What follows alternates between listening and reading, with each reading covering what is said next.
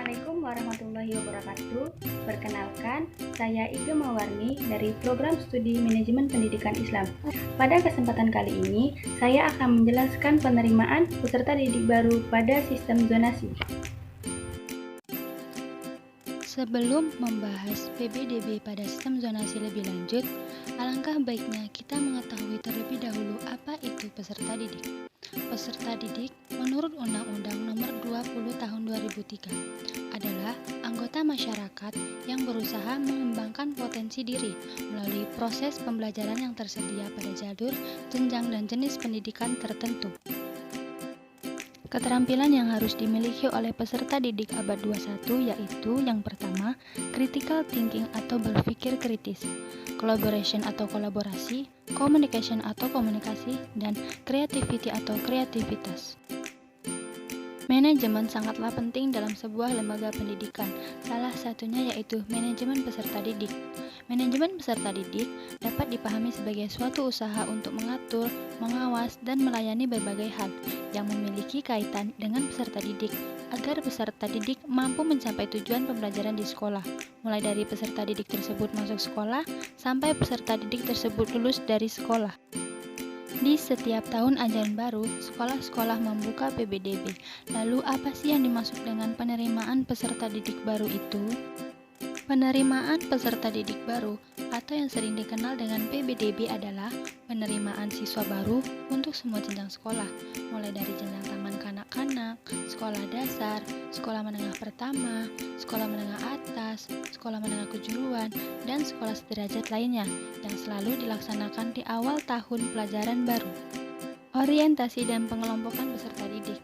Orientasi adalah perkenalan. Perkenalan ini meliputi lingkungan fisik sekolah dan lingkungan sosial sekolah. Lingkungan fisik sekolah meliputi sarana dan prasarana sekolah, seperti jalan menuju sekolah, halaman sekolah, tempat bermain di sekolah, lapangan olahraga, gedung, dan perlengkapan sekolah, serta fasilitas lain yang disediakan sekolah.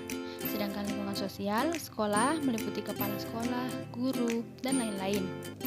Pengelompokan atau klasifikasi adalah pengelompokan peserta didik berdasarkan karakteristiknya agar peserta didik mendapat ruang dalam kondisi yang sama dan dapat memudahkan pemberian layanan yang sama.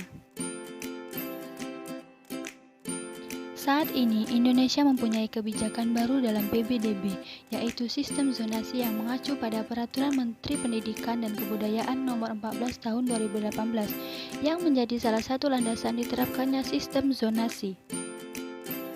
Sistem zonasi adalah sebuah sistem pengaturan proses penerimaan siswa baru sesuai dengan wilayah tempat tinggal. Sistem tersebut diatur dalam Permendikbud Nomor 14 Tahun 2018 dan ditujukan agar tak ada sekolah-sekolah yang dianggap sekolah favorit dan non-favorit. Akan tetapi, sistem zonasi ini tidaklah mudah diterima oleh masyarakat. Terdapat pro dan kontra terkait sistem zonasi. Beberapa pendapat masyarakat yang pro pada sistem zonasi ini diantaranya, jarak antar rumah dan sekolah menjadi lebih dekat, membantu beberapa sekolah menjadi lebih berkembang karena mendapatkan kualitas siswa yang beragam. Selain pro, ada pula pendapat masyarakat yang kontra pada sistem zonasi diantaranya, yaitu sistem zonasi tidak mampu menyelesaikan isu pendidikan yang substansial dan fundamental, lalu infrastruktur yang dinilai belum merata, serta distribusi keberadaan sekolah dan jumlah penduduk kurang merata. Menurut jurnal yang saya kutip, terdapat solusi untuk masyarakat yang pro dan kontra terhadap sistem zonasi, yaitu dalam tulisan tersebut ditawarkan solusi pemecahan masalah zonasi melalui 3 strategi implementasi program zonasi agar mencapai kondisi yang ideal. Strategi yang pertama yaitu penerjemahan, tujuan, dan sasaran kebijakan agar sesuai dengan kondisi lokasi dari penerapan sistem tersebut. Yang kedua, mempersiapkan masyarakat terdampak terhadap kebijakan baru agar dapat terbuka, mengapresiasi, dan turut berpartisipasi mensukseskan program ini melalui penyebaran informasi yang akurat mengenai sistem zonasi. Dan yang ketiga, perlu dilakukan pemantauan dan evaluasi pelaksanaan secara komprehensif. Sekian dari saya, terima kasih. Wassalamualaikum warahmatullahi wabarakatuh.